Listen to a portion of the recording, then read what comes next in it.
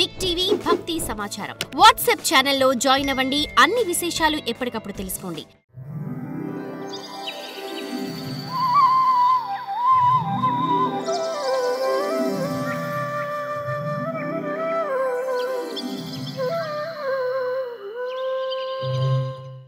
శ్రీ మహాగణపతే నమః.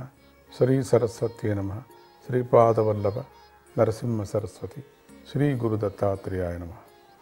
శుక మహర్షి పరీక్షితుతో చెబుతున్నాడు, పూర్వం బ్రహ్మదేవుడు భగవంతుడైన వాసుదేవుణ్ణి పూజించి వేదంలో చెప్పబడినది శాశ్వతమైనది అయిన సద్యోముక్తి, క్రమముక్తి అనే ఈ రెండు మోక్ష మార్గాలను ప్రశ్నించగా ఆయన వీటిని గురించి బ్రహ్మదేవునికి చెప్పాడు.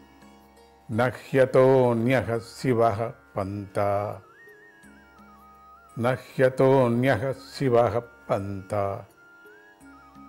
విశతః సంస్కృతావిహ వాసుదేవే భగవతి భక్తియోగో యతో భవేత్. ఏ ఉపాయం వల్ల ఈ సంసారంలో పడి ఉన్న మానవుడికి భగవంతుడైన వాసుదేవుని యందు భక్తి కలుగుతుందో అంతకంటే గొప్ప మార్గం మరొకటి లేనే లేదు కదా. బ్రహ్మదేవుడు ఏకాగ్రతతో 3 సార్లు వేదాలను పరిశీలించి తన బుద్ధితో నిశ్చయించుకున్నాడు. అది ఏమిటంటే, దేనితో ఆత్మస్వరూపుడైన శ్రీహరియందు భక్తి కలుగుతుందో అదే అన్నిటికన్నా గొప్ప ధర్మము అని. శ్రీహరి అందరిలోనూ ప్రత్యేగాత్మరూపంగా చైతన్య స్వరూపుడే సాక్షిగా వెలుగుతున్నాడు.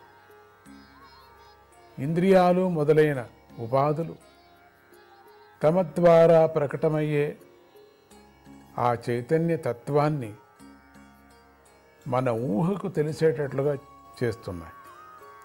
కనుక ఓ రాజా, మానవులు సర్వకాల సర్వావస్థల్లోనూ ఏకాగ్రతతో శ్రీహరిని గురించి శ్రవణం చేయాలి, కీర్తించాలి, ధ్యానించాలి. పిబంతి యే భగవత ఆత్మనః సతాం కథామృతం శ్రవణపుటేషు సంభృతం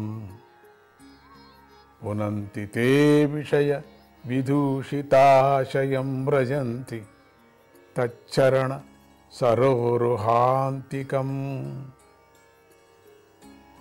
మహాత్ములు సర్వాత్మస్వరూపుడైన శ్రీహరి యొక్క అమృతం లాంటి కథలను పంచిపెడుతూ ఉంటారు. ఎవరైతే ఆ అమృతాన్ని చెవులనే దొప్పలలో నింపుకొని త్రాగుతారో వారు ఈ విషయ వాసనలతో కలుషితమైన తమ అంతఃకరణాన్ని శుద్ధం చేసుకొని ఆ పరమేశ్వరుడి పాదపద్మాల సన్నిధికి చేరుకుంటారు. ఇంతటితో 2వ అధ్యాయం సమాప్తం. 3వ అధ్యాయం. ఈ 3వ అధ్యాయంలో అనేకములైన కోరికలు తీరేందుకు అనేక దేవతల ఉపాసన, శౌనకుడి ప్రశ్న, భగవంతుణ్ణి సేవించటం మాత్రమే లక్ష్యంగా గల ఇంద్రియాలను కీర్తించటం అనే విషయాలు చెప్పబడ్డాయి. శ్రీ శుక మహర్షి పరీక్షతో ఇలా పలికాడు, ఓ రాజా, మనుష్యులుగా జన్మించిన వారు వివేకం కలవారై మరణించబోయే ముందు చేయవలసింది ఏది అని నువ్వు ప్రశ్నించావు కదా. దానికి సమాధానంగా శాస్త్ర సందేశాన్ని నీకు వినిపిస్తాను, విను. వినిపించాను కదా, ఇంతవరకు విన్నావు కదా. వివేకవంతులు హరికథాశ్రవణము మొదలైన వాటి యందు పూర్వం చెప్పిన విధంగా శ్రద్ధాసక్తులు గలవారై కాలాన్ని గడపాలి అని శాస్త్రం చెబుతుంది. బ్రహ్మ తేజస్సును కోరుకునేవారు వేదాలకు అధిపతి అయిన బ్రహ్మదేవుణ్ణి ఉపాసించాలి. ఇంద్రియాలలో బలాన్ని కోరుకునేవారు ఇంద్రుడిని, సంతానం కోరుకునేవారు దక్షుడు మొదలైన ప్రజాపతులను ఆరాధించాలి. సంపత్తిని కోరుకునేవారు అమ్మవారిని, తేజస్సును కోరుకునేవారు అగ్నిని, ధనాన్ని కోరుకుంటున్నారే వారు వసువులను పూజించి ఆరాధించాలి. పరాక్రమాన్ని కోరుకునేటువంటి వారు మంచి ఉత్సాహంతో ఏకాదశ రుద్రులను ఉపాసించాలి. సమృద్ధిగా అన్నాన్ని, మంచి జీర్ణశక్తిని కోరుకునేవారు అన్నాన్ని, మనం తిన్నటువంటి అన్నాన్ని సమృద్ధిగా అన్నాన్ని తినేస్తారు ఎవళ్ళు.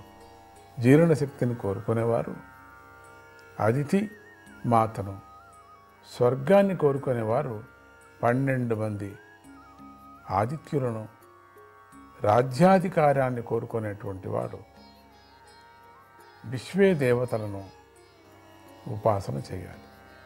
అందరినీ తన స్వాధీనంలోకి తెచ్చుకొని కార్యసిద్ధిని కోరుకునేవారు, వ్యాపారాభివృద్ధిని కోరుకునేవారు సాధ్య దేవతలను ఉపాసించాలి.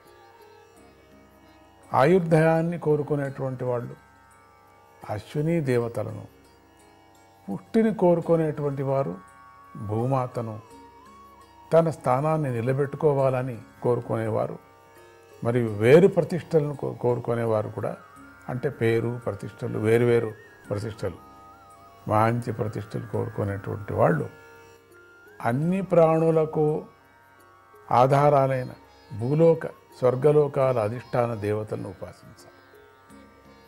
సౌందర్యాన్ని కోరుకునేవారు గంధర్వులను, పెళ్ళి కావాలి, భార్య కావాలి అని కోరుకునే కోరిక గలవారు ఊర్వశి అనే అప్సరసను, అందరిపైన ఆధిపత్యాన్ని కోరుకునేవారు బ్రహ్మదేవుణ్ణి పూజించాలి.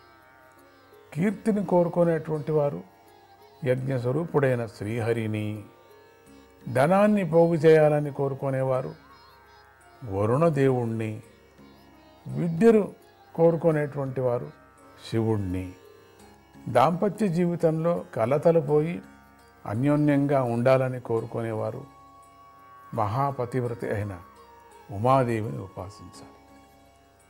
ధర్మ మార్గంలో నడవాలని కోరుకునేవారు గొప్ప కీర్తిగల శ్రీహరిని, సంతానం కోరుకునేవారు పితృదేవతలను, రక్షణను కోరుకునేవారు యక్షులను, బలాన్ని కోరుకునేవారు మరుద్దేవతలను ఉపాసించాలి.